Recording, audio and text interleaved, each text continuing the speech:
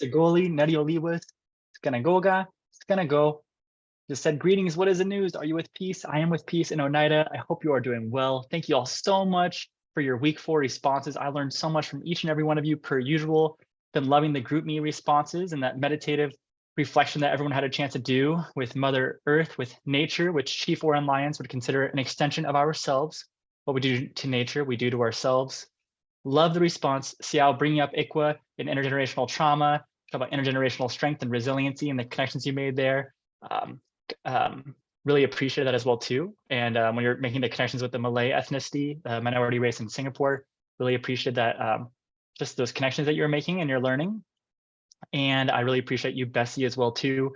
And I really appreciate this so much, and the idea of cultural alignment, cultural relevancy, in terms of the cultural humility you have, and just not having the full understanding of some of these systems, but you're looking to learn about it. And definitely, we are all lifelong learners. So I appreciate that as we look to decolonize. And I was recently at a conference for American Indian Studies, and they had this term to indigenize, so not only decolonize, but to indigenize our worldviews and our perspectives and our philosophies and pedagogies and how we interact with the world. Loved it.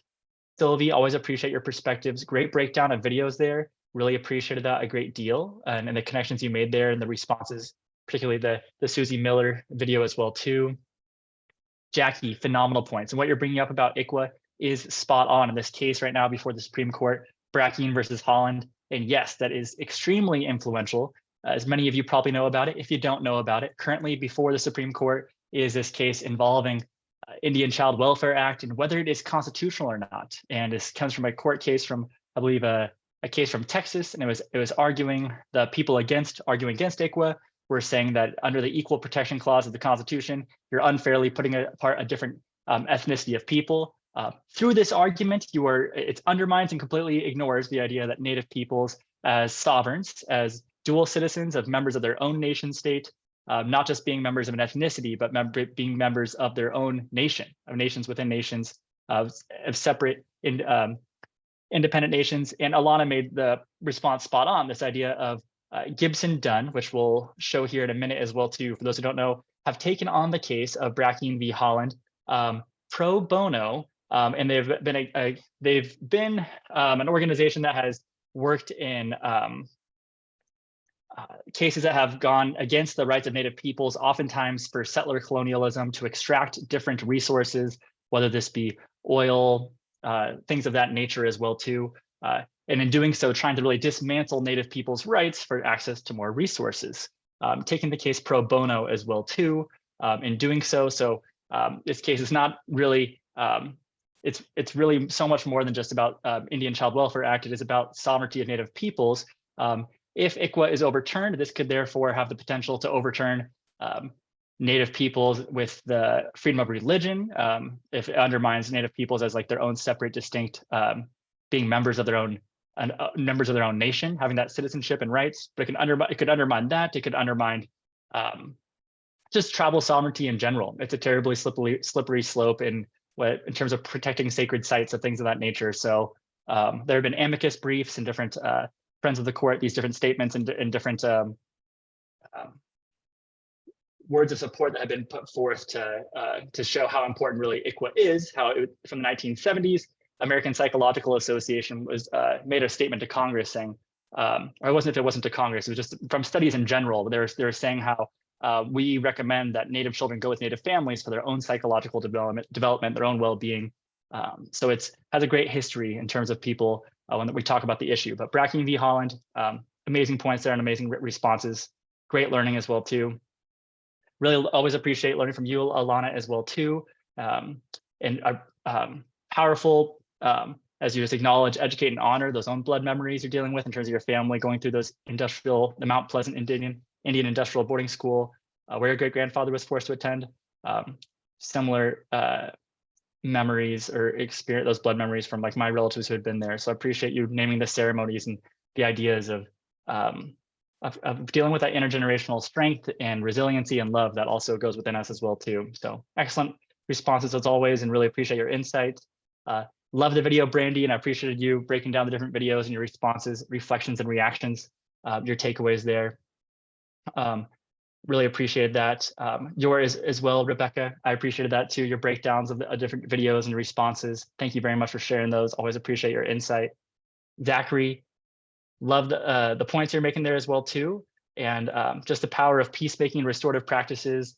You were talking about how it's not the only answer. It is saying it is the only answer to not just reforming justice, but also healing a nation. So I definitely think that I definitely agree. And I think it ties into what Joellen talks about as well too, and this idea of the ability for us to be able to bring more restorative practices into our current legal system. Of course, we bring up before cultural alignment, cultural relevancy, what the different fits are, but I'm not sure about you all, if you have ever been summoned for jury duty. It seems like even then, that'd be a good place for circles to take place, or if certain courtrooms were in circle processes where everyone had a chance to say and other people could be on the outside witnessing or listening.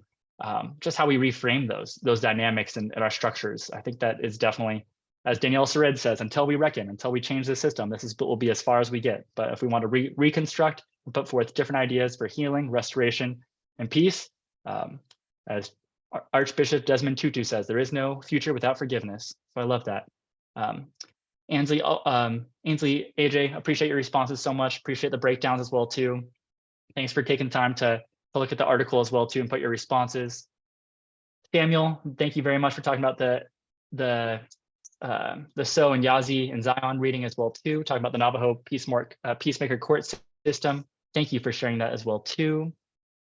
Carolina, thank you for making those connections as well too, with the Mayan and Aztecan and Incan tribes as well too, with the connections of shaman or medicine man, this idea of these healers, brujo or curandero you're talking about there as well too, making those connections with your own experiences, your own visits, different communities. Really appreciate that. Making the connection with the Native American Languages Act as well too.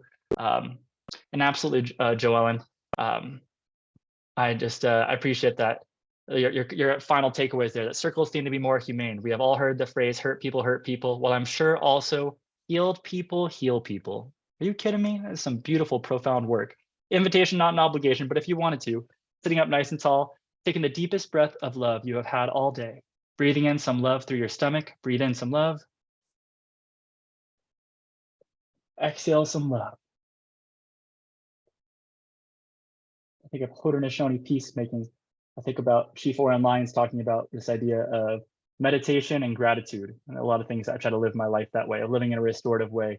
You want to bring peace to the world, first bringing peace to yourself as well too. Always easier said than done, but we have that choice and that opportunity every day. There are moments and chances for us to choose peace, choose love. So I'm choosing peace and choosing love. I'm grateful for every one of you. You all are doing phenomenal, by the way, loving it. Idea of connecting that head and that heart space, and the idea that we are all different peoples, different identities, different backgrounds and ethnicities, and all connected as human beings as well too. So I'm grateful for each and every one of you, grateful for wherever you come from, whoever you are, you're worthy of love. I'm grateful for you. Thanks for being here, people. Thanks for bringing your identities and who you are, and learning with cultural humility and that cultural responsibility of learning about ourselves and other peoples as well too. Greatly appreciate that. Greg Deals is an activist and artist, and I love this quote. Today I was asked, what is most important to Indigenous peoples? The land, protecting traditions, your language, or your people? I told him those are all the same things, those connections between people, land, protecting traditions, language, people. Even when I do my introduction of saying, Wugnuktani Wugitalota, Oniada Aga ni I, Ugwe Uwe ni I, Lagwedio ni Yugaks. So saying, I am Turtle Clan, I am people of the Standing Stone, I am Oneida, and my Oneida name means he is a good man. So those connections to identity, those behind us, those who are coming in front of us, in that language, and people of the Standing Stone being a reference to a specific place in what is now upstate New York, but still Haudenosaunee territory, traditional territory, of like a specific stone that came to a people in our time of need. And it's also like a reference to a specific geographic place as well too. For many different peoples, I've heard it said from different San Diego tribes down here, there's the Kumeyaay and many other tribes as well too. And I was hearing a speaker talk about for their traditional peoples that they would be believed to be cremated, and they were cremated, and after their ashes were put into kind of the air, it just kind of went back and became part of earth as well too. And even if you look at like our makeup of our biology and cells, it has similar structures to different things that are found in dirt as well too. So that being said, it's all connected, all related. Grateful for you listening. Another court case as well too, when we talk about land as well too. In 1980, the Supreme Court awarded the 9 tribes constituting the Oglala Sioux, including the Lakota, Dakota, Nakota peoples, $105 million at the time for the illegal seizing of the sacred Black Hills, which broke the 1868 Treaty of Fort Laramie, as those are the supreme law of the land, according to the Supremacy Clause of the Constitution, Article 6, Clause 2. In 2011, this trust value had increased to $1.3 billion. The tribes refused the money as they believe accepting the funds would constitute a transaction of a land of sale, and the tribal nation leaders emphasized how the land was never for sale. This number is it's even much larger now from 2011 from what it's accruing. But again, you think of this idea that the land was never for sale. This for many peoples who are coming from these lands, these sacred Black Hills, is the idea of this is where people literally believe they were emerged from. This is their place of origin for a biblical reference, but people might say the Garden of Eden for in that paradigm for the Lakota people, Lakota, Dakota, Nakota, many tribes that comprise the Oglala Sioux. Can't speak for all, but I believe for many tribes there, they believe this is like the place of emergence, like their very sacred place. So it's something that you can't really put a price on. And if you do put a price on it, then you have the idea is, okay, now you no longer have any rights to it at all. And this is idea that all this land, right, was initially Native people's land, every single part of it. There was not a rock, a river, a place that had not already had a relationship with Native peoples living there for millennia. As many Native people will say this phrase, since time immemorial. This is as far back as we can consider this construct, we consider time in our reality. This is how long Native peoples believe they've been occupying what is sometimes referred to as Turtle Island, as North America, and sometimes North and South America as well too. I think before the Panama Canal, all just connected there. So I'm a big proponent of co-stewardship of all state and national parks with indigenous tribal nations from each area. I believe that Chuck Harris, who is one of our parks directors now, I believe that he has been doing a good job of, like, I think there's over 80 different compacts that have been made with different tribes in terms of having that co-stewardship. But I think that there's still room for so many more of this really important, a place where Native peoples can come to use ceremony for as well too, and also just this the symbolic and administrative and legal recognition of these are originally Native people's lands. Let's allow people to be co-stewards. And as the governor of the Zuni Pueblo says, what better form of restorative justice is there than to return the lands to the original peoples to allow them to have say in managing those lands. So just a conversation, a thought, as you all, whether you're going to be lawyers, you're practitioners, leaders, thinkers, activists, allies, advocates, indigenous peoples, human beings who are worthy of love, just things for you to advocate for as intelligent human beings. As I've heard it said, with great power comes great responsibility. Spider-Man reference from Uncle Ben. I remember telling that to my great Uncle Ben, who passed away a couple years ago, and he was like, yeah, I believe that as well too. So shout out to great Uncle Ben on my Oneida side. A podcast I'd highly recommend you checking out in terms of we're talking about these different cases recently. Another one, Oklahoma versus Castro Huerta, having implications for tribal sovereignty and jurisdiction. Professor Maggie Blackhawk, incredible leader, teaches in American Indian law as well too. And I've heard them speak recently at Harvard in January. They are phenomenal speaker, incredibly intelligent. So I'd really encourage you to check out this July 26th, episode 60. I believe it's on Spotify and other places you can find podcasts. Recommend, it's about 55 minutes long, but a lot of insight if you're curious at all about tribal sovereignty, jurisdiction, different ideas, and the implications regarding Indian Child Welfare Act. And this is from July, but still a lot of good information to get here. Some documentaries about nature being sacred.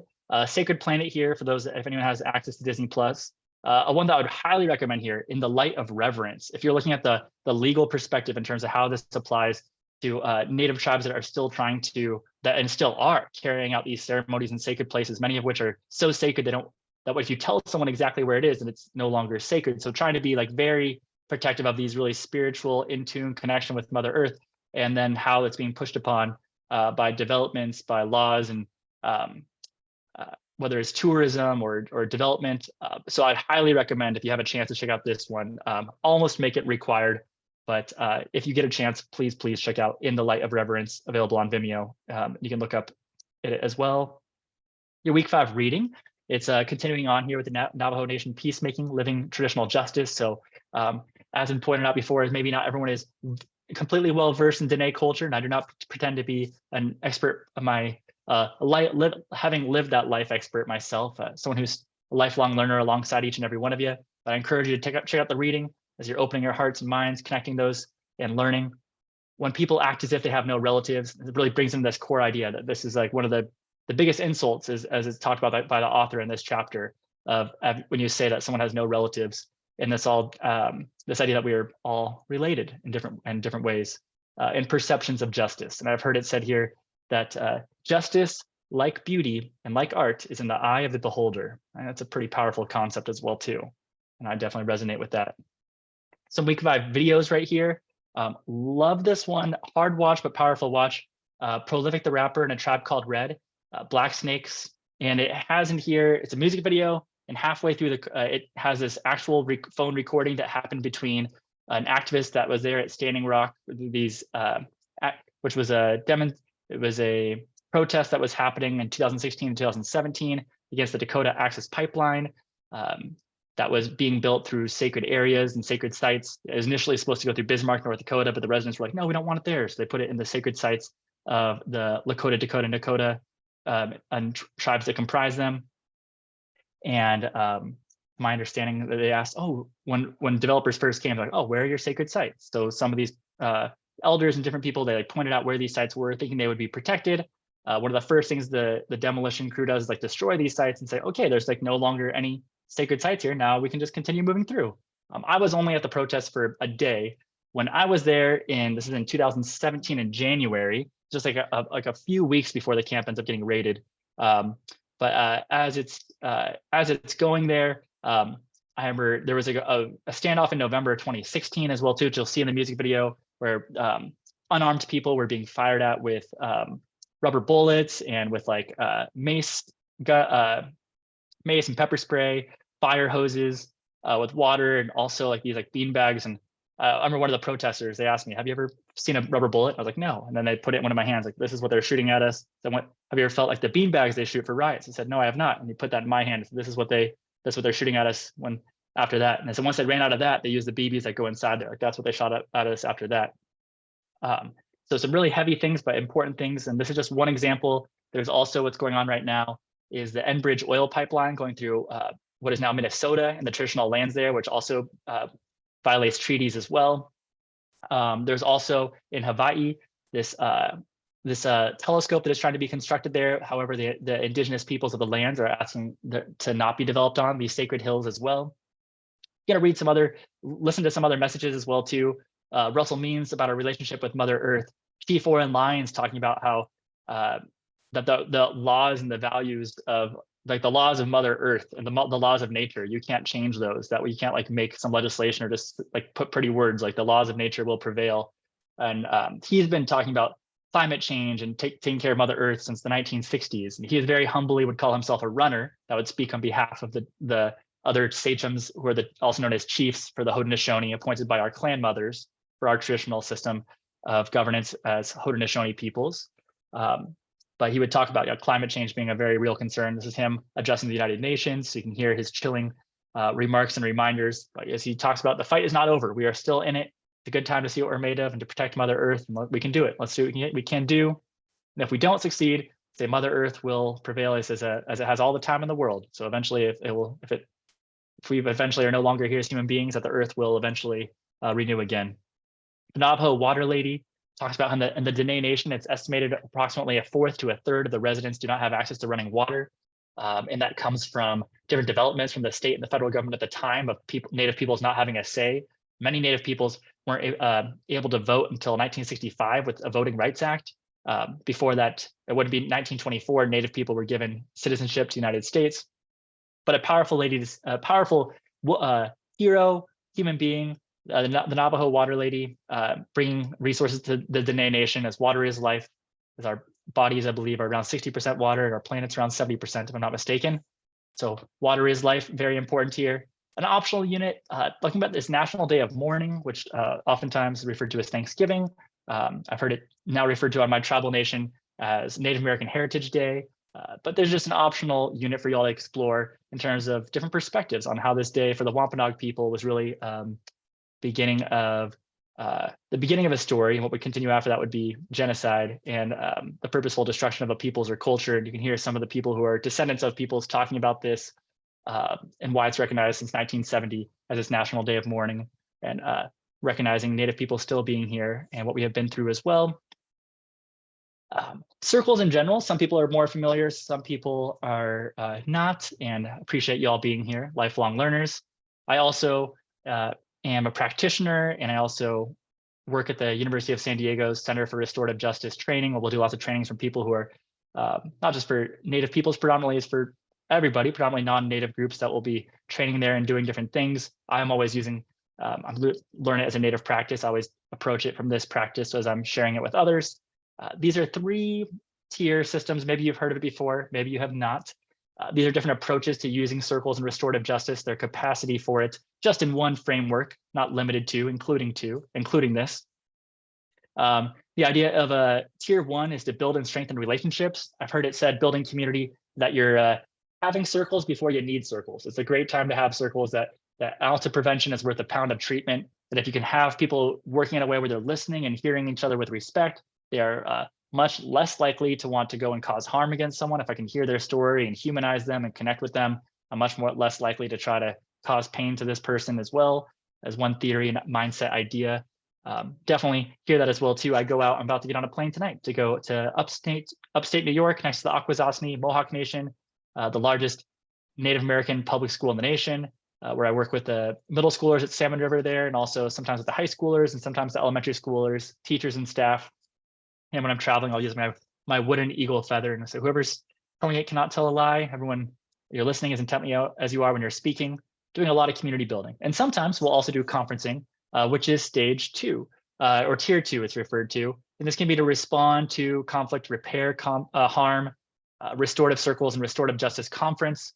There are different resources on how to hold these different like scripts and different ideas. And largely the idea is, when you're in these, how can you address the harms of a situation, including everybody who's there? How can you address the needs of the situation? And then what are the recommendations from this group, from this circle, from the people who are impacted moving forward? And it can be used for a number of different cases. And I know at Vermont Law and Graduate School, we've had different forums here. Professor Robert Sands had a phenomenal forum where they were talking about the uses of restorative justice as an alternative to criminal justice system. And one of the lawyers who is working in peacemaking or restorative justice had said, everybody always asks us, like, what is the line? Where do you draw the line where people are either eligible or no longer eligible, or where they're able to use circles or they're no longer able to use circles? They always want to know, like, where's the line you draw? And they say, as long as the people are willing to be part of the process, as long as it's voluntary, as long as they're looking to seek for healing, then we will work with them and go forward, which I think is a beautiful and profound idea. Also, you can have support circles, sometimes referred to as reentry circles, reintegrate circles. I remember I've done one of these before when it was a group of workers, administrators, and we were coming together after quarantine, after COVID. It was like the first time all being together, kind of having the circles. Sometimes if you might have someone in the community, if they were incarcerated, if they're returning to a community, maybe if somebody is returning from being deployed, if somebody is from a school, if they like dropped out of school and they're coming back to a school. These are just some of the ideas where you can include reentry circles as well too.